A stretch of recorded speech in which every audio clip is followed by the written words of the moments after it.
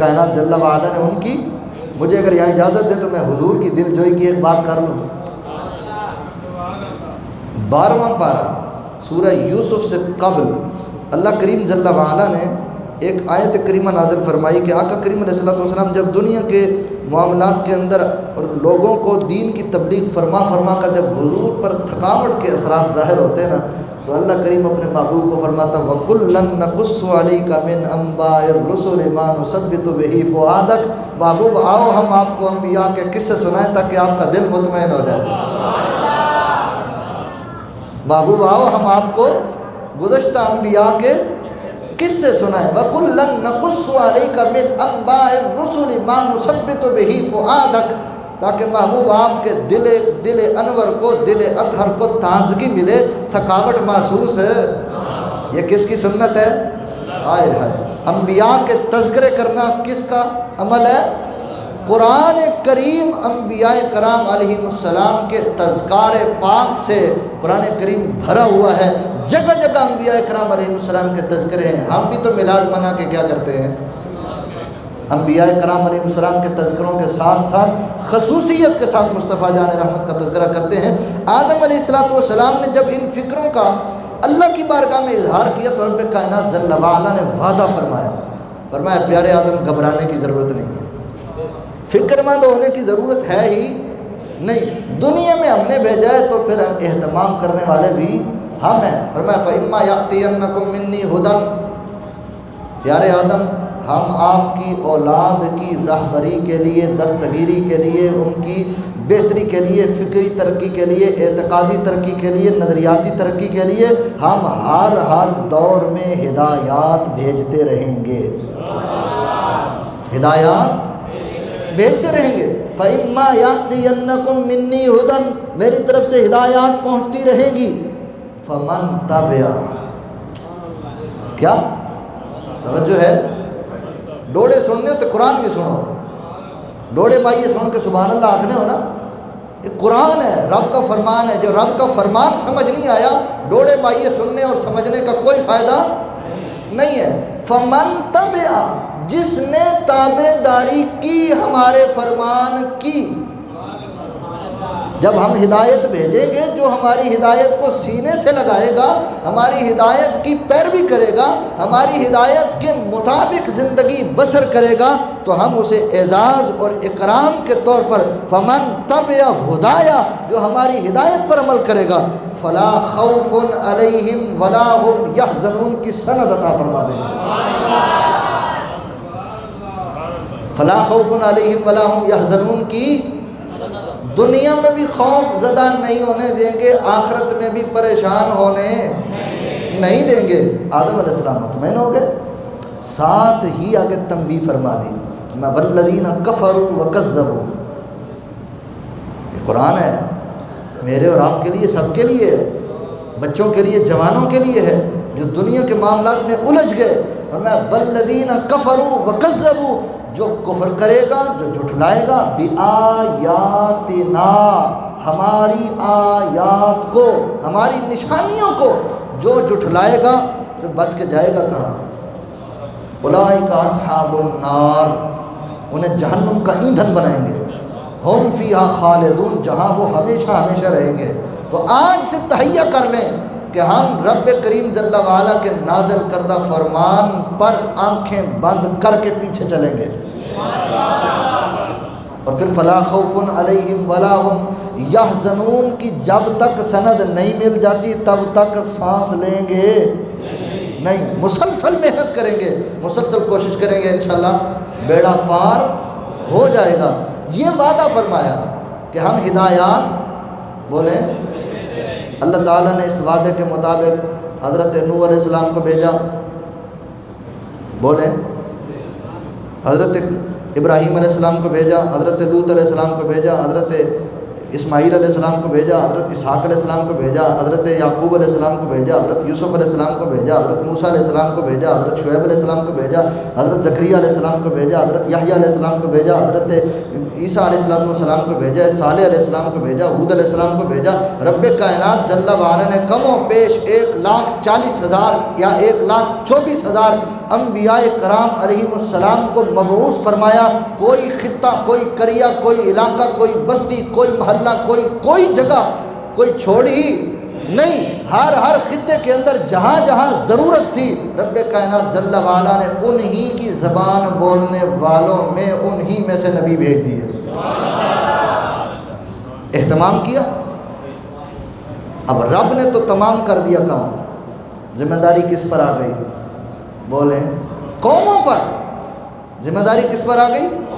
اب اس کے بعد تھوڑا سا آگے بڑھتے ہیں۔ یہ میں نے جو پہلی آیات پڑھی تھی ابتداء خطبہ کے اندر، یہ وہ ہیں۔ ان کے بعد اب آگے آ جاتے ہیں۔ میں نے پڑھی تھی سورہ المائدہ کی آیت نمبر 3 کو، اس کا ایک حصہ میں نے پڑھا تھا، یہ میں بالکل اختتام کے اندر بات کروں گا۔ اس کے بعد سورہ ابراہیم کی میں نے 2 آیات پڑھی۔ اللہ کریم جل وعلا نے یہاں 2 مضامین ذکر کیے ہیں خصوصیت کے ساتھ۔ پہلے رکوع کے اندر 2 آیات، ایک آیت نمبر 1، دوسری آیت نمبر 5۔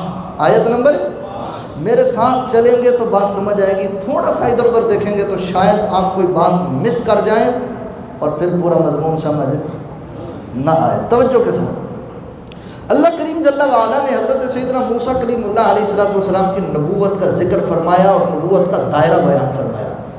فرمایا وَلَقَدْ أَرْسَلْنَا مُوسَىٰ بِآيَاتِنَا أَنْ أَخْرِجْ قَوْمَكَ، تحقیق البتہ ہم نے حضرت موسیٰ کلیم اللہ علیہ السلام کو روشن دلائل عطا فرما کر انہیں مبعوث فرمایا۔ کہاں؟ ان کی ذمہ داری سونپی کہ ان اخرج قومک، آپ اپنی قوم کو گمراہی سے نکال کے ہدایت کی طرف لے آئے۔ من الظلمات الی النور، اندھیروں سے نکال کے روشنیوں کی طرف لے آئے، گمراہی سے نکال کے ہدایت کی طرف لے آئیں، ظلمتوں سے نکال کے انہیں نور کی طرف لے کے آئیں۔ یہ رب کائنات جل وعلا نے فرمایا کن کو؟ بولو گے تو پتہ چلے گا نا کہ تسی حاضر بیٹھے ہو۔ کن کو؟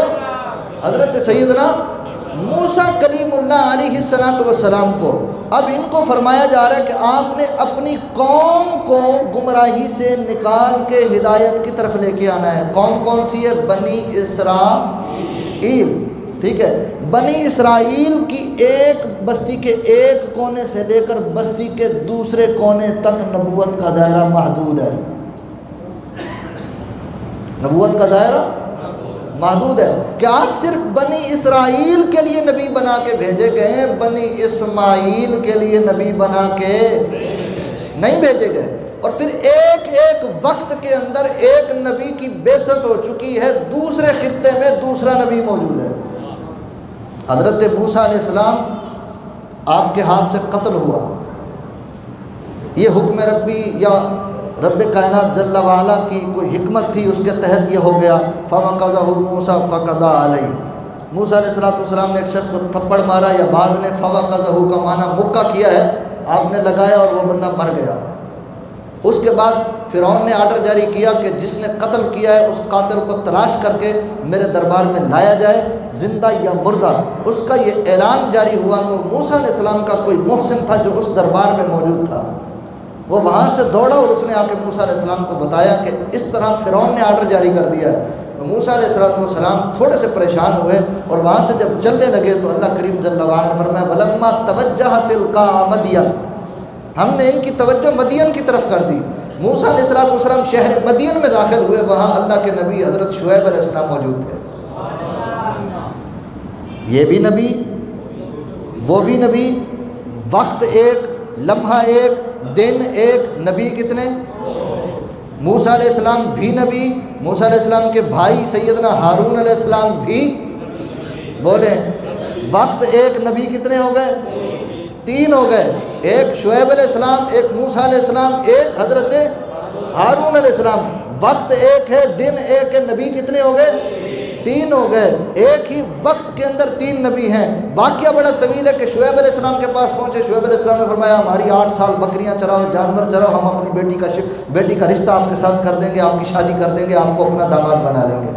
یہ طویل واقعہ ہے، یہ اس وقت ہمارا مضمون نہیں ہے، مقصود نہیں ہے، بہرحال اس میں جاتے تو ایک طویل ٹائم لگ جائے گا۔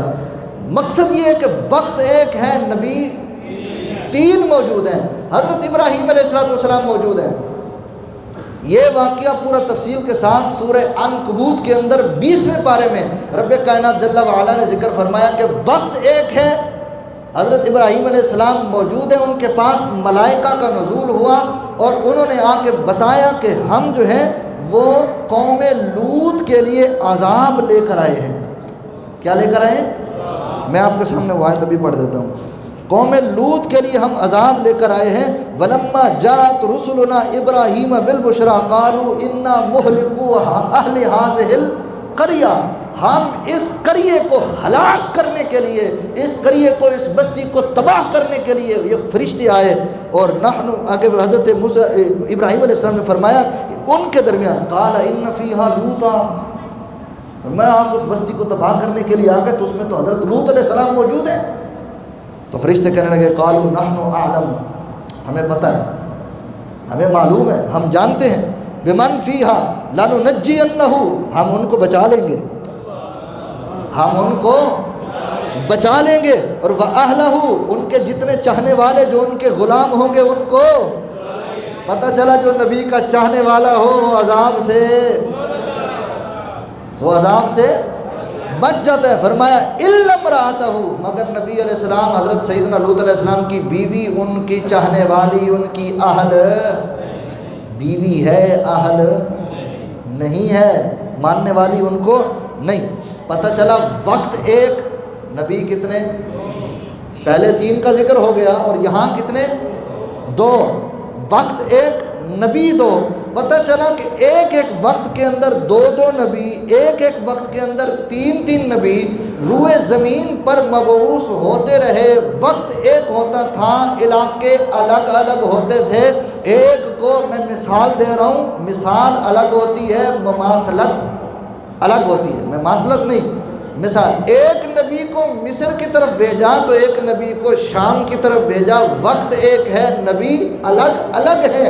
یہ اس طرح نظام چلتا رہا اور اسی دوران اسی اثناء میں مصطفیٰ جان رحمت کی آمد کا وقت ہو گیا, حضور کی بعثت کا وقت ہو گیا. اور ان سے اگر مثالیں اور لینا چاہتے ہیں, حضرت داؤد علیہ السلام نبی, ان کے بیٹے بھی بولیں, والد بھی نبی, بیٹا بھی نبی. اسحاق علیہ السلام بھی نبی, یعقوب علیہ السلام بھی.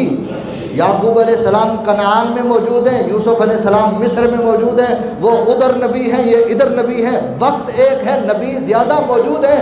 وقت ایک ہے, نبی کئی موجود ہیں. مختلف علاقوں, مختلف خطوں میں قوموں کی ہدایت کے لیے ان کو مبعوث فرمایا جاتا رہا. یہ نظام چلتا رہا. اسی اثناء کے اندر میرے اور آپ کے آقا تاجدار کون و مکان, شب اسرا کے دولہ مصطفیٰ جان رحمت, شمع بزم ہدایت صلی اللہ علیہ وآلہ وسلم کی تشریف آوری ہو جاتی ہے. اب قاعدہ بدل گیا, اب قاعدہ, اب نظام بدل گیا, اب اسلوب بدل گیا, انداز تکلم بدل گیا. قرآن کی آیت کے الفاظ, ادھر فرمایا ان اخرج قومک, آپ صرف اپنی قوم کو ہدایت کا سامان فراہم کریں گے, کسی اور قوم کی ذمہ داری آپ کے اوپر نہیں. آپ صرف بستی کے لوگوں کے لیے نبی بنا کے بھیجے گئے ہیں. یہ کوئی ان کی تنقیص نہیں. عقیدہ اہل سنت اور عقیدہ اسلامیہ یہی ہے, کسی نبی کی تنقیص کرنا کفر ہے.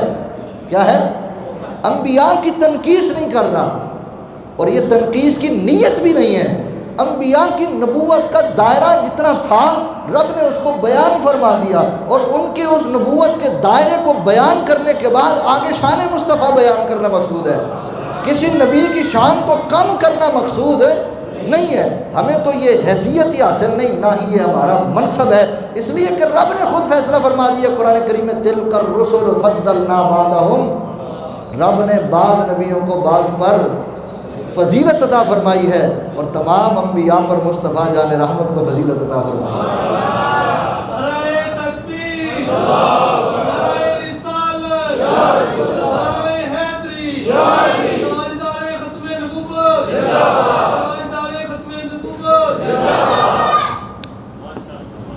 بات سمجھ آئی؟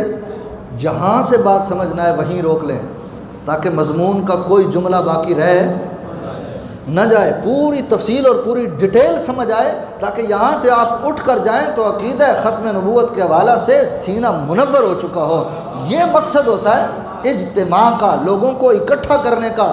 لنگر تو ہر کوئی گھر سے بھی کھا لیتا ہے، بات سمجھ رہے ہیں؟ حضرت موسیٰ علیہ السلام کو فرمایا ان اخرج قومک، یہ لفظ میرے ساتھ بولیں گے تو یاد ہوگا، ان اخرج قومک، آپ اپنی قوم کو گمراہی سے نکال کے ہدایت کی طرف لے کے آئیں گے۔ باری آئی مصطفیٰ جان رحمت کی، شمع بزم ہدایت کی، صلی اللہ علیہ وآلہ وسلم کی، الفاظ بدلے، انداز دیکھیے گا۔ فرمایا کتاب انزلناہ الیک، محبوب یہ شانوں والی لاریب کتاب ہم نے آپ کی طرف نازل فرما دی ہے۔ وَإِنَّهُ لَتَنزِيلُ رَبِّ الْعَالَمِينَ نَزَلَ بِهِ الرُّوحُ الْأَمِينُ عَلَىٰ قَلْبِكَ لِتَكُونَ مِنَ الْمُنذِرِينَ بِلِسَانٍ عَرَبِيٍّ مبین۔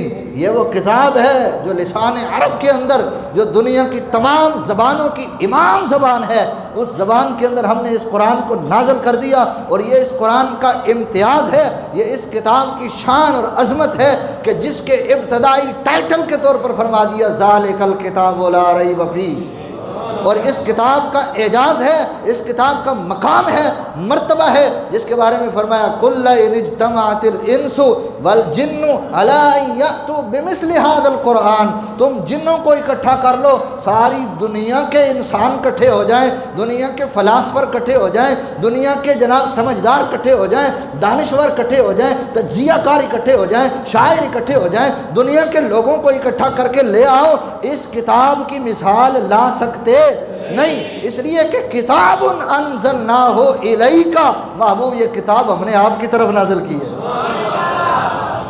اب اس کتاب سے کرنا کیا ہے؟ ادھر فرمایا تھا ان اخرج، اتنے سست نہ بولو، اتنی سستی چنگی نہیں، ان اخرج سارے بولے نا، ان اخرج، ادھر فرمایا ان اخرج قومک، ادھر فرمایا لتخرج الناس، لتخرج الناس، ادھر فرمایا آپ نے صرف ایک بستی کے لوگوں کو گمراہی سے نکال کے ہدایت کی طرف لے کے آنا ہے۔ باری آئی محبوب کریم علیہ الصلوۃ والسلام کی، فرمایا محبوب ہم نے آپ کو مکہ کی طرف نہیں، مدینہ کی طرف نہیں، عرب کی سوسائٹی کی طرف نہیں، آپ کو کسی خطے کی طرف نہیں، کسی قوم کی طرف نہیں، کسی ایک علاقے کی طرف نہیں، کسی ایک بستی کی طرف نہیں، کسی ایک قبیلے کی طرف نہیں، محبوب ہم نے آپ کو آپ کی پیدائش سے لے کر قیامت تک کے لیے سب کے لیے نبی بنا کے بھیج دیا۔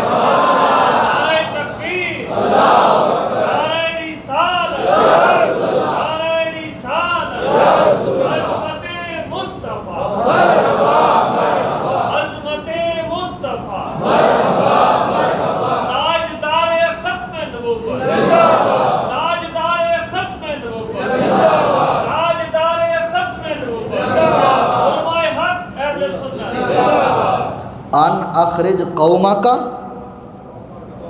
لتخرجن، وہ ان کی نبوت کا دائرہ تھا انبیاء کرام علیہم السلام کا کہ آپ نے صرف اس بستی کے لوگوں کے لیے تبلیغ کرنی ہے۔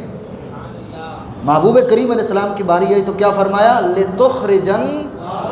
اب لفظ الناس کو جا کے ڈکشنریوں میں چیک کریں، قومک کو بھی اٹھا کے چیک کریں، ڈکشنریوں میں جا کے لفظ الناس کو بھی دیکھیں۔ لفظ الناس کا اطلاق کیا صرف ایک بستی پر ہوتا ہے؟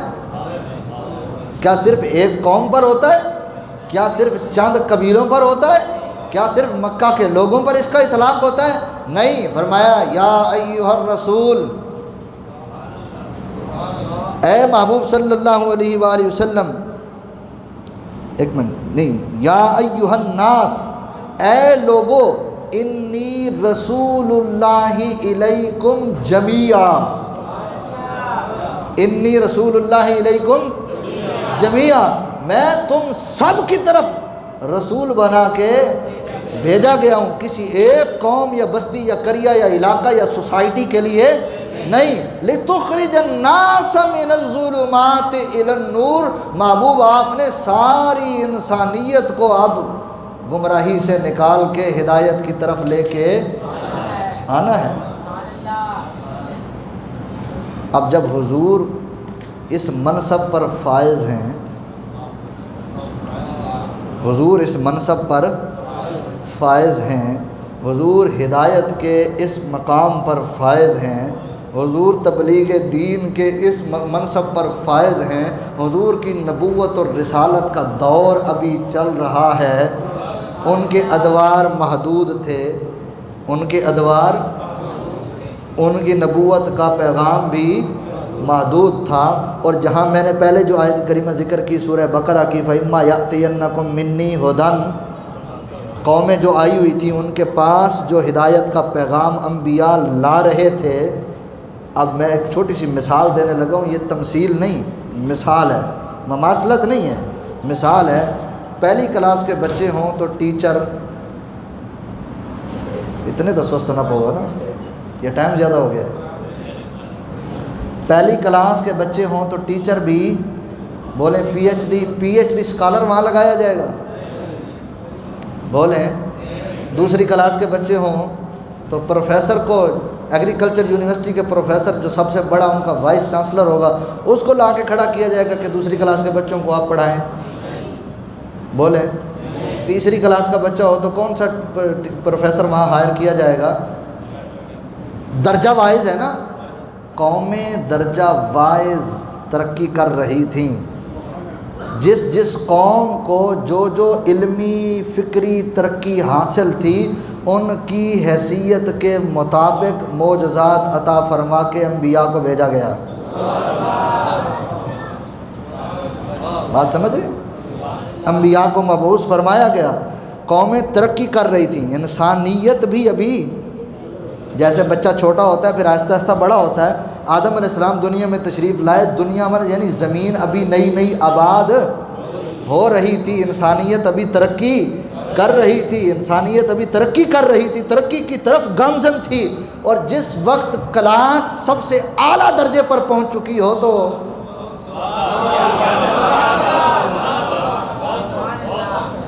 کلاس جب اعلیٰ درجے پر پہنچ چکی ہو تو پھر پہلی کلاس کا ٹیچر وہاں لگایا نہیں جاتا۔ کلاس جب اعلیٰ درجے پہ پہنچ چکی ہو، ڈگری حاصل کرنے پر اب وہ آ چکی ہو، اب اس مقام پر استاد بھی استادوں کا استاد رکھا جاتا ہے۔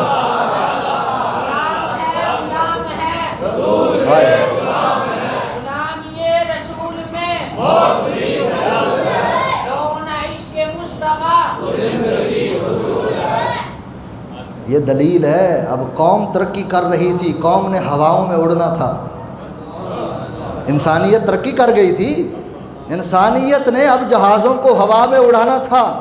اب کوئی جا کے بتائے سلیمان علیہ السلام کی قوم کو کہ تمہارے تو پیارے پیارے نبی حضرت سیدنا سلیمان علیہ السلام جب اپنے تخت کو ہوا میں اڑاتے تھے تم دیکھ کر حیران ہوتے تھے، آؤ اس نبی، شان والے نبی کی امت کا عالم یہ ہے کہ وہ جہاز ہوا میں اڑا رہی ہے۔ جب قوم نے اتنی ترقی کرنی تھی، جب انسانیت اس ترقی کے اعلیٰ مقام پر فائز ہونی تھی تو ان کے لیے معلم بھی اور نصاب کی کتاب بھی آئے۔ پہلی کلاس کا بچہ ہوتا ہے تو کتاب کون سی ہوتی ہے؟ بولیں۔ اصول سکھائے جا رہے ہوتے ہیں کہ الف با کو ملائیں گے تو یہ بنے گا، تا سا کو ملائیں گے تو یہ بنے گا۔ اور جب وہ بچے پڑھ کے جب وہ پی ایچ ڈی اسکالر بننے لگے تو پھر ان کے لیے کتاب پہلی کلاس والی ہوتی ہے، اس کے لیے کون سی کتاب ہوتی ہے؟ ام الکتاب۔ کیا؟ ام الکتاب، ایسی کتاب جس کے بارے میں ذالک الکتاب لا ریب۔ ٹائم 9 بج چکے ہیں، یہاں تک یہ بات سمجھ آ گئی؟ حضور جب موجود ہیں، حضور کا فیض بھی، حضور کی نبوت کا فیض بھی، حضور کی رسالت کا فیض بھی، دنیا کے کسی کونے میں جب کوئی کہے گا لا الہ الا اللہ محمد، حضور موجود ہیں، فیض جاری، غوث بھی بنائے جا رہے ہیں، کتب بھی بنائے جا رہے ہیں، اکتاب بھی بنائے جا رہے ہیں، اصفیاء بھی بنائے جا رہے ہیں، اتقیاء بھی بنائے جا رہے ہیں، ولی بھی بنائے جا رہے ہیں، داتا بھی وہیں سے آتے ہیں، خواجہ بھی وہیں سے آتے ہیں، احمد رضا کو بھی فیض وہیں سے ملا، اعلیٰ حضرت عظیم البرکت کو بھی فیض کہاں سے ملا؟ وہیں سے ملا، مہر علی بھی وہیں سے بنائے جاتے ہیں۔ کہاں سے بنائے جاتے ہیں؟ وہیں سے بنائے جاتے ہیں۔ اب نبی کی ضرورت نہیں، اب نبی کی ضرورت نہیں، اس لیے کہ فرما دیا الیوم اکملت لکم دینکم۔ اب میری گفتگو آخری پیرائے میں ہے، الیوم اکملت لکم دینکم، فرمایا آج کے دن تمہارے دین کو کامل اور اکمل تمہارے لیے کر دیا۔ یعنی اب ڈگری دینے کا وقت، اب دستار بندی کرنے کا وقت آ گیا، اب آپ کو فارغ و تحصیل کرنے کا وقت آ گیا کہ انسان اب اتنے عروج پر پہنچ چکا ہے کہ اب اس کو یہ بتانے کی ضرورت نہیں ہے تیرا رب کون ہے، اب اس کو یہ سمجھانے کی ضرورت نہیں ہے، اب اس کو یہ بتانے کی ضرورت نہیں ہے کہ خیر کیا ہے اور شر، صحیح کیا ہے اور غلط۔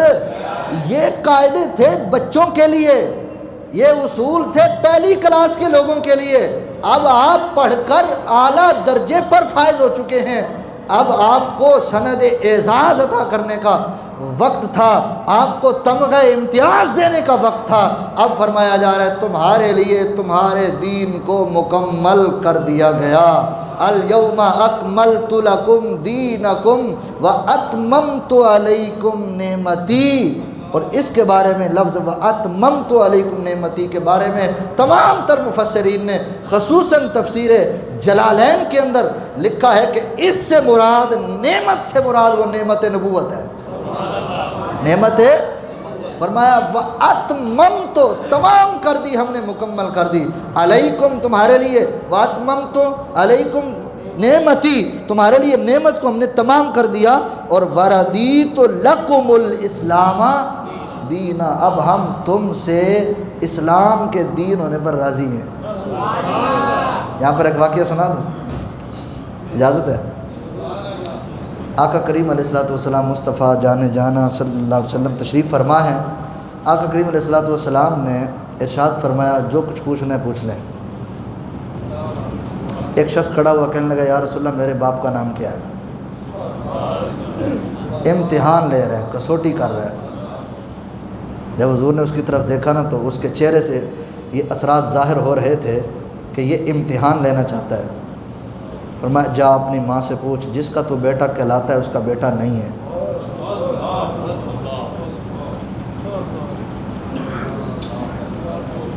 نبی کا امتحان لیتا ہے، نبی کو چیک کرتا ہے، نبی پر کسوٹی ڈالتا ہے، نبی کی بے ادبی کرتا ہے۔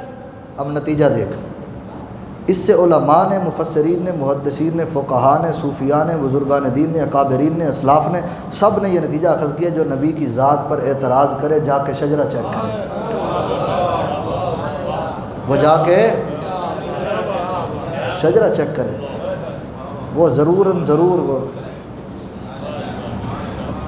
اصلی نہیں ہوگا، وہ نسلی نہیں ہوگا۔ اس نے اعتراض کرنا تھا،